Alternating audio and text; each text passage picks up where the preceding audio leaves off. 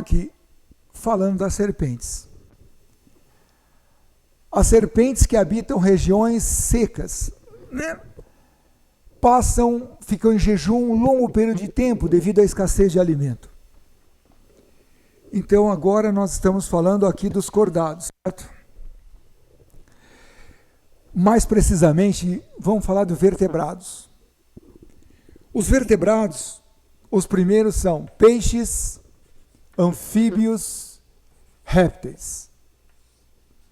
Esses três, a gente fala que são vertebrados inferiores. Por quê? Porque eles não produzem calor, eles são de sangue frio. Sangue frio. Eles são chamados de ectotérmicos. Ecto é lado de fora, térmico é calor, o calor deles vem de fora. Já aves e mamíferos já são vertebrados superiores, porque são endotérmicos. Endo é dentro, ou seja, aves e mamíferos produzem calor. Então, esses não produzem calor, são ectotérmicos. Aves e mamíferos são endotérmicos. Eles têm vantagens e desvantagens. O endotérmico, como produz calor, ele não precisa do calor de fora. Ele pode ir para qualquer ambiente.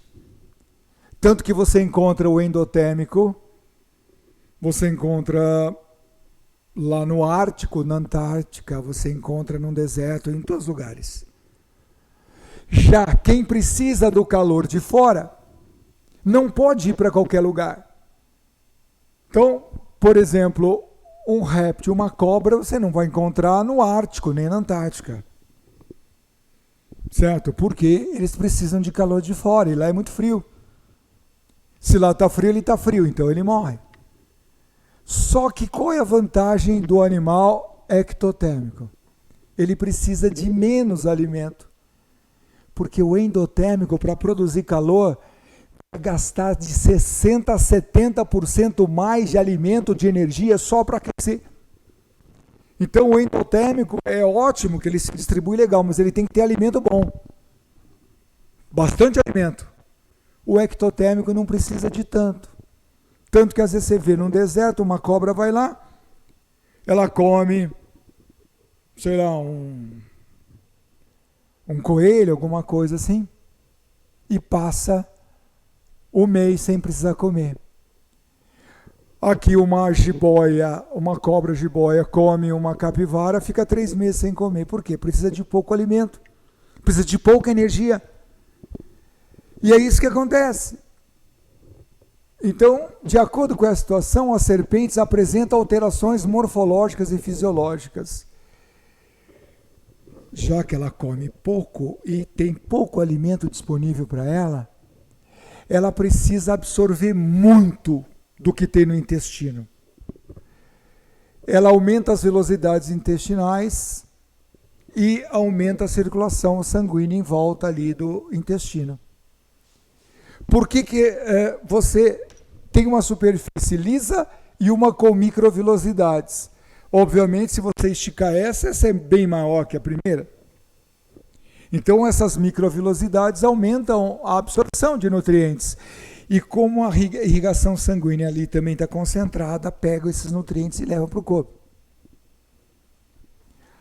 A função do aumento das velocidades é maximizar o quê? O comprimento para caber mais alimento? Não é para caber mais, é para pegar mais do que tem. Para quê? Maximizar, aumentar a área de contato com o alimento. Para maior absorção. Sim. A resposta B de bola. Outra questão é com relação às planárias aqui, ó, que são os primeiros animais triblásticos. Então vocês sabem que esses primeiros animais, esponjas, quinidários, plateumintes, eles, veja, todo animal tem gameta. Portanto, todo animal vai ter reprodução sexuada. Só que no começo, eles têm tanto sexuada como assexuada. Uma planária, por exemplo, então, ela é hermafrodita, ela é monóica. Mono é um, óico é corpo. Um corpo só para gônada masculina e feminina. E, normalmente, o animal mesmo hermafrodita, que é de vida livre, assim, um fecunda o outro. É fecundação cruzada dupla. Então, uma planária fecunda a outra. Não tem nem macho nem fêmea. Né? Uma fecunda a outra. É fecundação cruzada dupla. Mas, além disso, ela pode, sozinha, ela aperta o corpinho dela aqui e se divide em duas iguais. Isso é laceração ou fragmentação. Ela se cortou em duas. Laceração ou fragmentação, reprodução assexuada. Mas também ela pode, eu pego uma planária, levo no laboratório, eu corto ela em duas, cada pedaço regenera outra planária. Isso é regeneração. Qual que é a diferença de regeneração e laceração? A laceração, ela quis se dividir em duas. Na regeneração, não. Eu cortei a planária em duas partes e ela regenerou-se.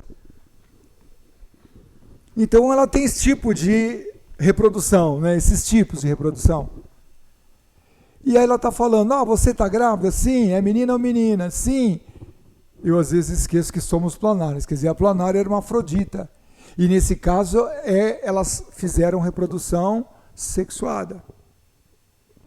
Né? Uma fecunda a outra e, no caso, a planária não tem larva, não. Então, notem que essa aqui está grávida, mas, na verdade, o desenvolvimento dela não é ali na barriguinha, né? Certo? O desenvolvimento dela seria externo. Né? Ela tem, imagina que a água ali tem umas plantinhas, ela põe uns casulos nas plantinhas ali. Tá, mas a resposta de uma das planárias no segundo quadrinho só faz sentido ao entender que elas são seres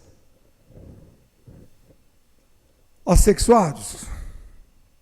Não. Dioicos, não. Dioicos são dois corpos separados. Não. Dioicos, não. Monóicos. Ou seja, unissexual. Monóico está certo, mas unissexuado é um sexo só, não. Correto, são monóicos, ou seja, elas são hermafroditas. É um corpo para os dois sexos. Resposta E. Bem, aqui nós temos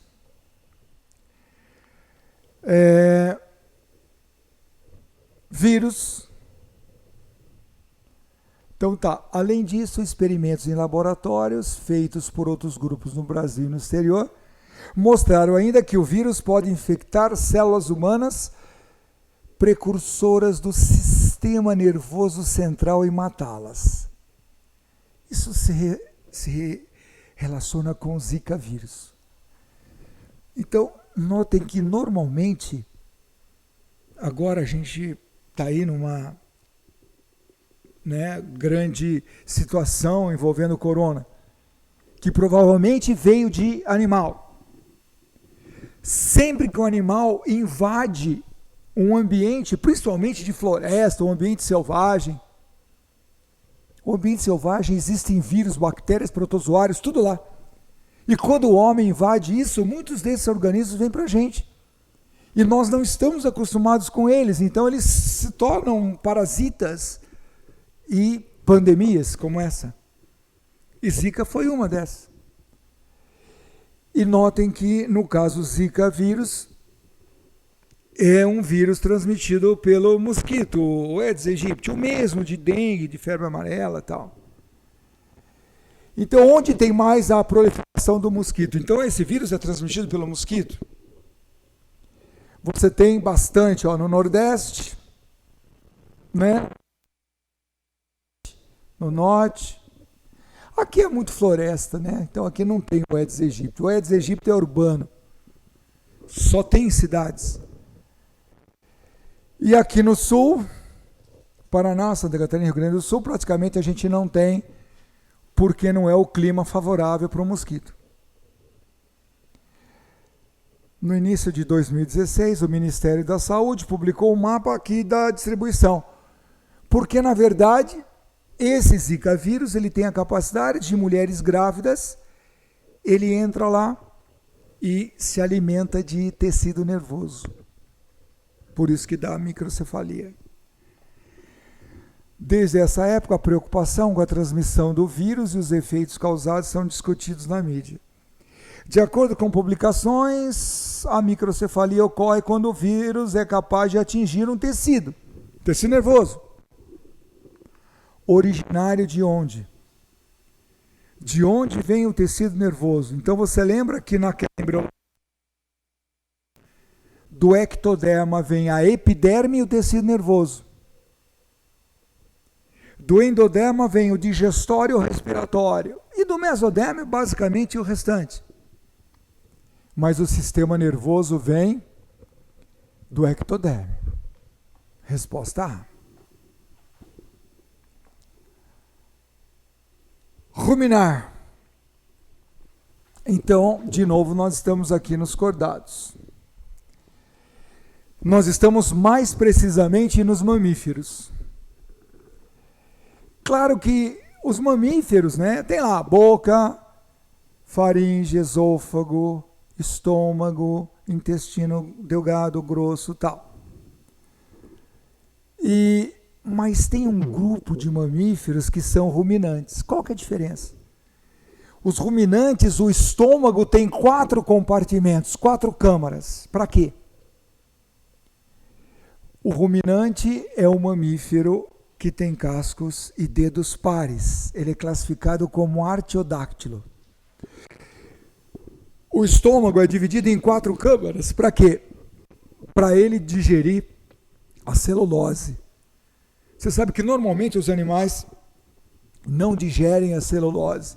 Quem digere celulose são bactérias e alguns protozoários. E no caso ruminante, ele tem, logo depois do esôfago, o estômago, ele tem 4 câmaras.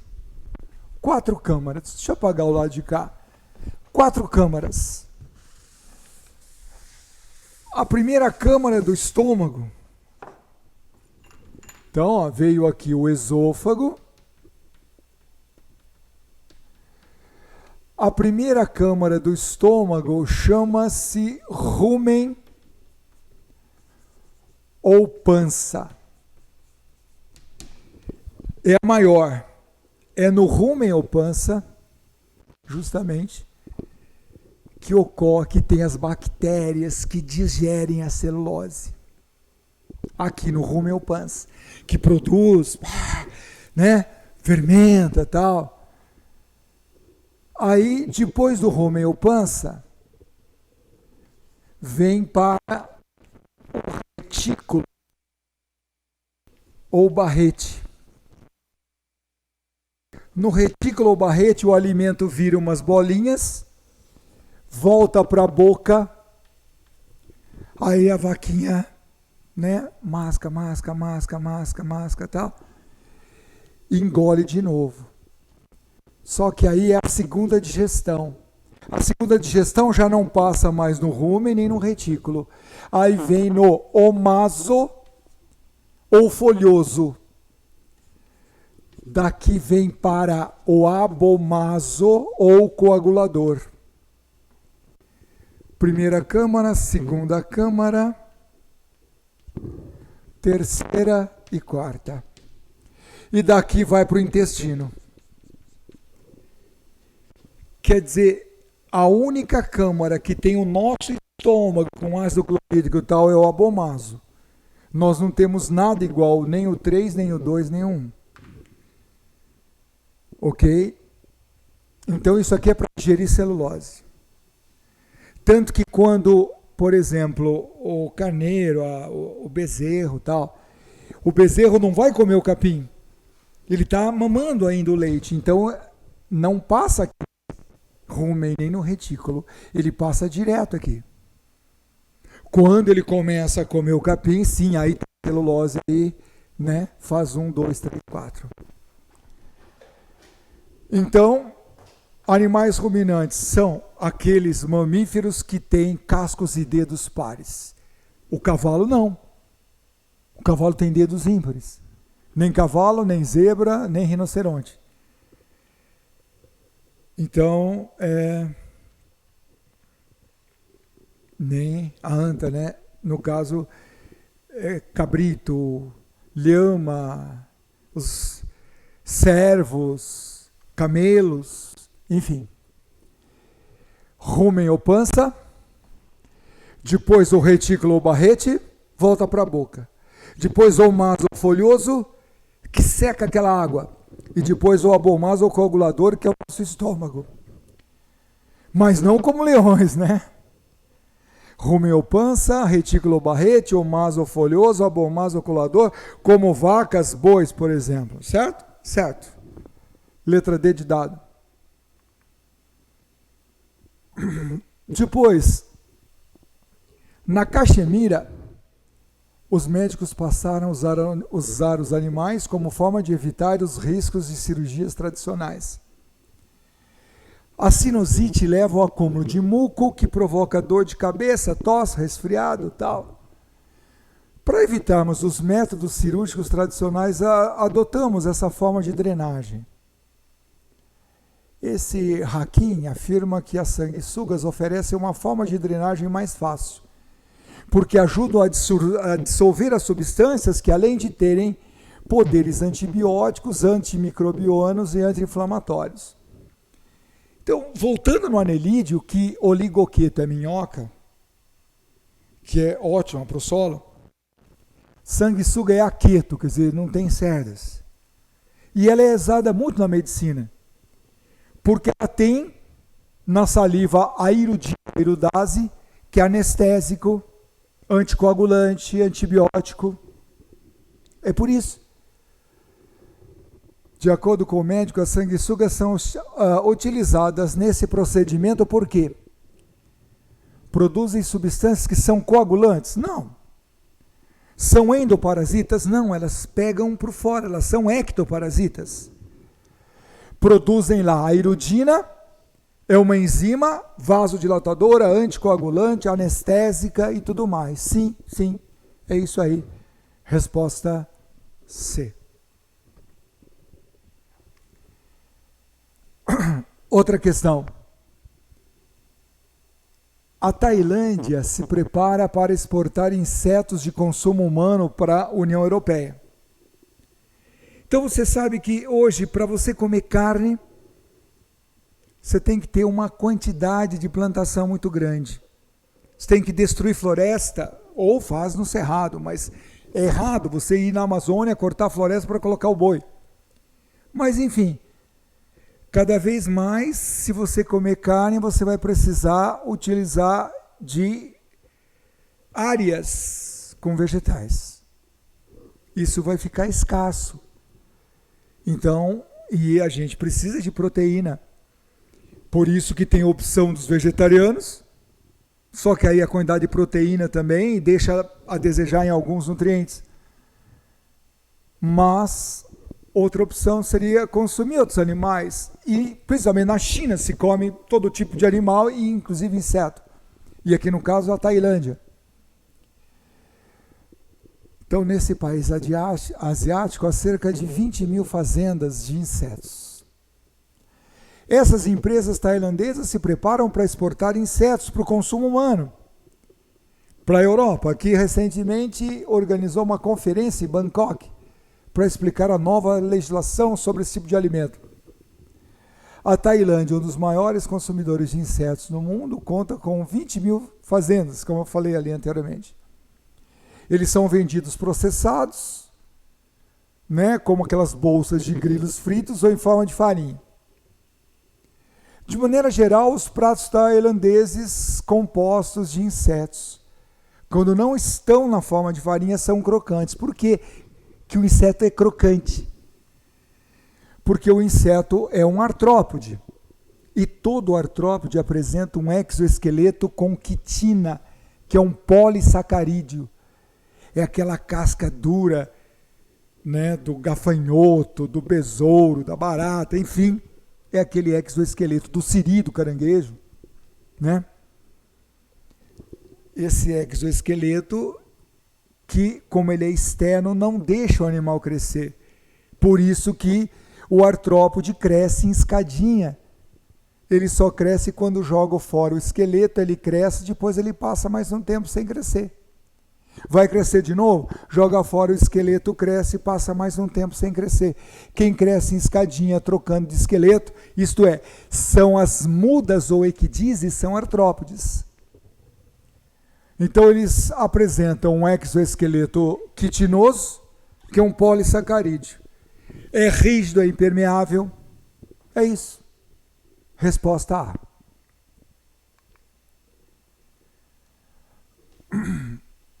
Depois, o uso de fertilizantes químicos, a destruição e degradação de áreas florestais, o agravamento das mudanças climáticas são causas do declínio das populações de insetos polinizadores, como abelhas, moscas, borboletas e tal. O declínio dos polinizadores preocupa a comunidade científica por quê? Bom, plantas que têm flores, que atraem insetos, dependem muito, as angiospermas dependem muito de insetos, principalmente de abelhas. E aí, a população desses insetos tem diminuído muito, e isso pode fazer desaparecer muitas plantas, inclusive. A polinização pelo vento se tornará mais eficiente. Não. Normalmente pelo vento é mais em gimnosperma. Há impacto negativo apenas sobre a reprodução de algumas espécies de plantas silvestres. Não, pode ser até uma planta urbana. Há impacto negativo direto sobre a produção agrícola, sobre a reprodução de plantas silvestres, até sobre aqui a reprodução de plantas urbanas. É isso. Resposta C.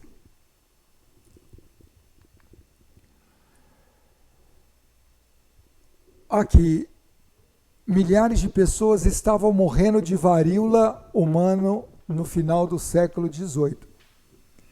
A varíola, ela provoca erupções, aquelas bolhas na pele, no corpo inteiro.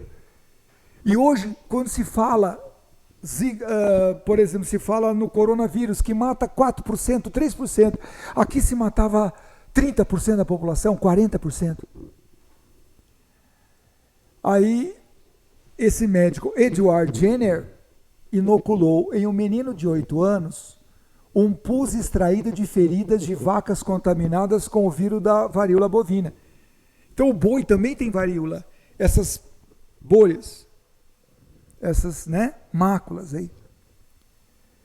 Ele pegou pus ali, tinha vírus, alguns atacados, né, pelo sistema imunológico. Então o vírus já tudo meio tonto, meio, né, fraquinhos. Colocou no menino, ele pegou a varíola, mas de forma branda. Isso ele ficou resistente a ela. 10 dias depois estava recuperado. Meses depois, o mesmo médico inoculou no menino o vírus humano, que causava muitas mortes, e ele não ficou doente. Por quê? A primeira vez serviu como vacina. Daqui, como veio do gado, veio do boi, veio da vaca, daí o nome vacina. O nome vacina vem daqui. Considerando o resultado. E assim surgiram outras vacinas para vírus, bactérias, protozoários. Considerando o estudo, né, o resultado do experimento, qual a contribuição desse médico para a saúde humana? Prevenção de diversas doenças infecto-contagiosas no mundo inteiro. Resposta A. Outra questão aqui é aquela que fala do efeito estufa. O efeito estufa, que são gases da atmosfera que impedem o ar quente de subir, então ele fica sobre os centros urbanos. E esses gases são CO2, o metano, são os que têm nitrogênio, amônia, nitratos. Muito bem. E a agricultura é uma das atividades humanas que pode contribuir tanto para a emissão desses gases, quanto para o sequestro. É um nome não muito comum, mas sequestro. Vamos pegar esses gases e tirar da atmosfera.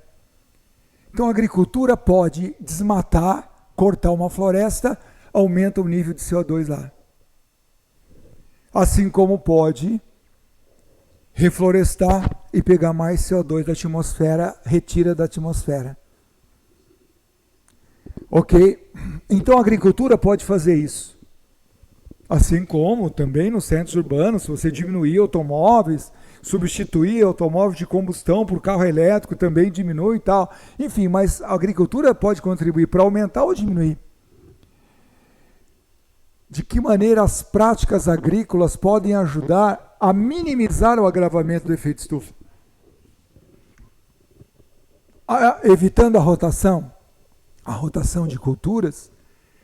Ora você põe leguminosa, ora você põe uma não leguminosa, quer dizer, você apenas melhora o funcionamento do solo. Liberar CO2, se você liberar CO2, você aumenta o efeito estufa.